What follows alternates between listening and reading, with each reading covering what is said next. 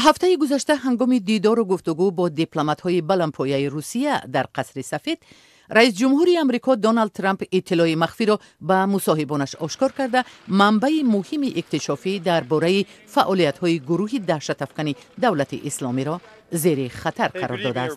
منصبداران آمریکایی جای داشتن چنین صحبت را تصدیق می‌کنند، ولی معلومات روزنامه واشنگتن پست را قبول ندارند. گزارشی که امروز نشر شد به اساس است. به هیچ وجه منبع‌های اکتشافی و طرز دریافت معلومات ارزیابی نشده است و پرزیدنت یگان عملیات نظامی را که تا این زمان آشکار نباشد بحث نکرده است.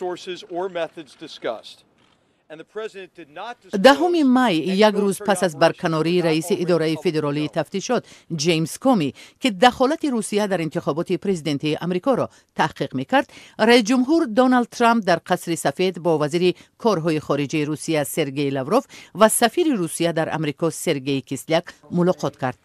عکس‌های این گفت و شنید را رسانه‌های روسیه نشر کردند. خبرنگاران آمریکایی را به ملاقات راه ندادند.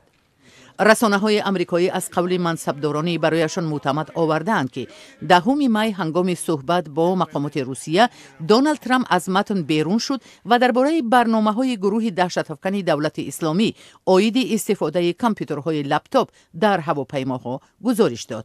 با گفته منصبدارانی که این اطلاع را رسانه‌ای کردند، معلومات درباره برنامه دهشت‌افکنان مخفی بود و اکنون سرچشمه‌ای که آن را در اختیار ایالات متحده گذاشت زیر خطر قرار دارد.